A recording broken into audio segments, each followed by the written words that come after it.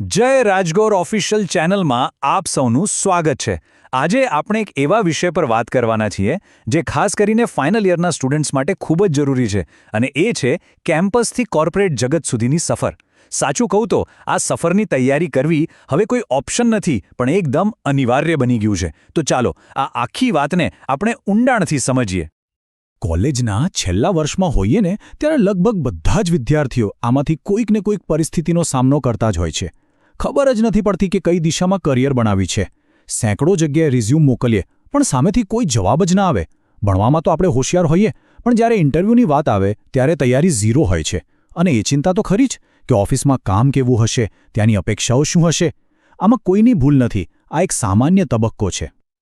તો આ બધી જે સમસ્યાઓ છે ને એનું મૂળ કારણ એક જ છે, આપણું એકેડેમિક શિક્ષણ અને કોર્પોરેટ જગતની જે અપેક્ષાઓ છે એની વચ્ચેનું અંતર। આ ગેપને સમજવો અને એને ભરવો એ જ એક સફળ કરિયર માટે સૌથી પહેલું અને જરૂરી પગલું છે। જુઓ, આપણું જે પરંપરાગત શિક્ષણ છે ને એ મોટાભાગે જ્ઞાન પર એટલે કે નોલેજ પર ફોકસ કરે છે, પણ જ્યારે આપણે કોર્પોરેટ વર્લ્ડમાં જઈએ ત્યારે ત્યાં નોલેજની સાથે સાથે આપણું વર્તન કેવું છે, આપણી વાતચીત કરવાની રીત કેવી છે, આપણામાં શિસ્ત છે કે નહીં અને આપણે નવી પરિસ્થિતિમાં કેટલી જલ્દી ઢળી જઈએ છીએ, આ બધી બાબતો પણ એટલી જ મહત્વની છે। બસ આ જ એ અંતર છે જેના કારણે કેમ્પસ ટુ કોર્પોરેટ ટ્રેનિંગની જરૂર પડે છે। તો સવાલ એ છે કે આ અંતરને કેવી રીતે પૂરી શકાય? એનો સીધો અને સરળ જવાબ એ છે કે આપણે એવા પ્રેક્ટિકલ કૌશલ્યો વિકસાવવા પડશે જે કોર્પોરેટ કરિયરના પુલને પાર કરવા માટે જરૂરી છે। ચાલો હવે આપણે એ જ કૌશલ્યો પર ધ્યાન આપીએ। સૌથી પહેલું પગલું છે કરિયર અવેરનેસ એટલે કે કારકિર્દી અંગેની જાગૃતિ। આનો સીધો મતલબ એ છે કે આપણને ખબર હોવી જોઈએ કે માર્કેટમાં કઈ નોકરીઓ છે, એની જરૂરિયાતો શું છે અને ત્યાં સુધી પહોંચવા માટેનું પ્લાનિંગ શું હોવું જોઈએ। જેમ કે કોઈને માર્કેટિંગમાં જવું હોય તો એને ખબર હોવી જોઈએ કે અત્યારે ડિજિટલ માર્કેટિંગમાં શું ચાલી રહ્યું છે। જો દિશા જ નક્કી નહીં હોય તો બધા પ્રયત્નો નકામા જ જશે, પણ જો દિશા સ્પષ્ટ હશે તો દરેક પ્રયત્ન વ્યૂહાત્મક બનશે। હવે આવે છે બીજું અને અત્યંત મહત્વનું કૌશલ્ય, પ્રોફેશનલ કમ્યુનિકેશન। આમાં ખાલી બોલવાનું જ નથી આવતું, પણ અસરકારક રીતે બોલવું, ધ્યાનથી બીજાને સાંભળવું, પ્રેઝન્ટેશન આપવું, ટાઈમ મેનેજમેન્ટ અને પ્રોફેશનલ એટિકેટ્સ આ બધું જ આવી જાય છે। અને હા, આ એવી સ્કિલ્સ છે જે ખાલી નોકરી મેળવવા માટે નહીં પણ કરિયરમાં પ્રમોશન માટે પણ એટલી જ જરૂરી છે।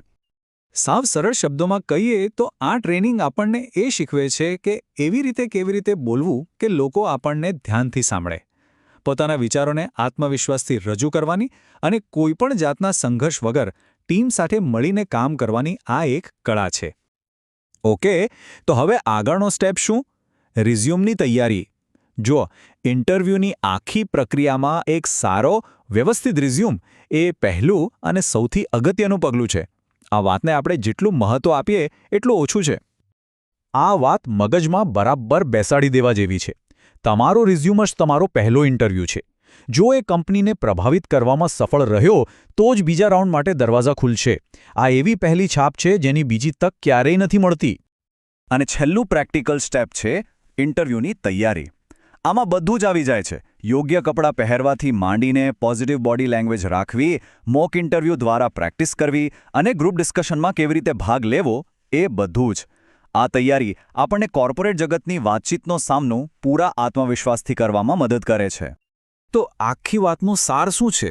કોન્ફિડન્સ એ કોઈ જન્મજાત પર્સનાલિટીનો ગુણ નથી, એ તો મહેનતથી કરેલી તૈયારીનું પરિણામ છે। જ્યારે આપણી તૈયારી એકદમ મજબૂત હોય ને ત્યારે ચિંતા આપોઆપ ઓછી થઈ જાય છે। અત્યાર સુધી આપણે બહારની સ્કિલ્સની વાત કરી, પણ સફળતા માટે જેટલી જરૂરી બહારની સ્કિલ્સ છે એટલી જરૂરી અંદરની માનસિકતા પણ છે। તો ચાલો હવે આપણું ધ્યાન એ તરફ લઈ જઈએ। આ વાત ખાલી નોકરી મેળવવા પૂરતી નથી, આ એક ઊંડા પરિવર્તનની વાત છે।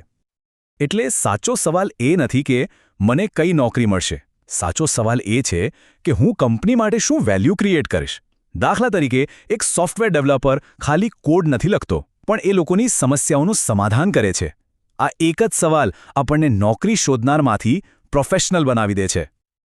તો પછી એક લાંબી અને પ્રભાવશાળી પ્રોફેશનલ સફરનો પાયો શું છે? ચાલો એ મૂળભૂત સિદ્ધાંતોને સમજીએ જેના પર આખી કરિયર ટકેલી હોય છે। કરિયરનો હેતુ એ સમજવાથી શરૂ થાય છે કે આપણા જ્ઞાનની એક સામાજિક અસર છે। એક એન્જિનિયર વધુ સારી સિસ્ટમ બનાવીને લોકોનું જીવન સરળ બનાવે છે. એક મેનેજર પોતાની ટીમને પ્રેરણા આપીને સારા પરિણામો લાવે છે. દરેક ભૂમિકા, ભલે નાની હોય કે મોટી, એક મોટા તંત્રમાં પોતાનું યોગદાન આપે છે. પ્રોફેશનલ જવાબદારીનો અર્થ ખાલી સોંપેલું કામ પૂરું કરવું એટલો જ નથી, એનાથી ઘણું વધારે છે. એનો અર્થ છે કે આપણે જે પણ કરીએ છીએ, આપણી જે ક્ષમતાઓ છે અને આપણી બીજા પર જે અસર થાય છે એની સંપૂર્ણ માલિકી લેવી. જ્યારે કોઈ વ્યક્તિ જવાબદારી સ્વીકારે છે ત્યારે તે સંજોગોને દોષ આપવાનું બંધ કરી દે છે અને પોતાની જાતને સુધારવાનું શરૂ કરે છે. અને આ વાત એકદમ સ્પષ્ટ છે. કંપનીઓ શા માટે વિશ્વસનીયતા અને જવાબદારીને આટલું મહત્વ આપે છે? વિચારો, એક પ્રોજેક્ટ મેનેજર જે સમયસર પ્રોજેક્ટ પૂરો કરે છે એ ખાલી જાણકાર નથી, પણ ભરોસાપાત્ર પણ છે. અને સંસ્થાઓ આવા જ લોકોને વધુ મહત્વ આપે છે. અને છેવટે, પ્રોફેશનલ મેચ્યોરિટીનો સૌથી ઊંચો તબક્કો કયો છે? એ છે યોગદાન. આનો મતલબ છે કે આપણને જે કામ સોંપવામાં આવ્યું છે એનાથી પણ આગળ વધીને વેલ્યુ એડ કરવી. પછી ભલે તે ટીમના કોઈ સભ્યને મદદ કરીને હોય કે પછી આપણું જ્ઞાન બીજા સાથે વહેંચીને હોય. તો આટલી બધી વાતો અને ખ્યાલોને આપણે એક સ્પષ્ટ અને એક્શનેબલ પ્લાનમાં કેવી રીતે ફેરવી શકીએ? ચાલો હવે ઈરાદાથી ક્રિયા તરફ આગળ વધીએ. અહીં એક નક્કર 5 પગલાંની યોજના છે જે તરત જ આ સફર શરૂ કરવામાં મદદ કરશે. પહેલું, પોતાની સ્કિલ્સનું મૂલ્યાંકન કરો અને આ જ અઠવાડિયે રિઝ્યુમ અપડેટ કરો. બીજું, પોતાનો એક પર્સનલ પર્પઝ સ્ટેટમેન્ટ લખો. ત્રીજું, રોજ પ્રોફેશનલ કોમ્યુનિકેશનની પ્રેક્ટિસ કરો. ચોથું, એવી કોઈ એક જવાબદારી નક્કી કરો જેને આ અઠવાડિયે વધુ મજબૂત બનાવશો. અને પાંચમું, અત્યારથી જ કોર્પોરેટ શિસ્તનું પાલન કરવાનું શરૂ કરો. તો આ સંક્રમણ ક્યારે શરૂ થાય છે? ગ્રેજ્યુએશન પછી નહીં, પણ આજથી, અત્યારથી. આ છેલ્લો અને સૌથી પ્રેરણાદાયક વિચાર યાદ રાખવા જેવો છે. કરિયર ખાલી સારા ઈરાદાઓથી નથી બનતી, એ તો તાત્કાલિક અને સતત પગલાં લેવાથી બને છે.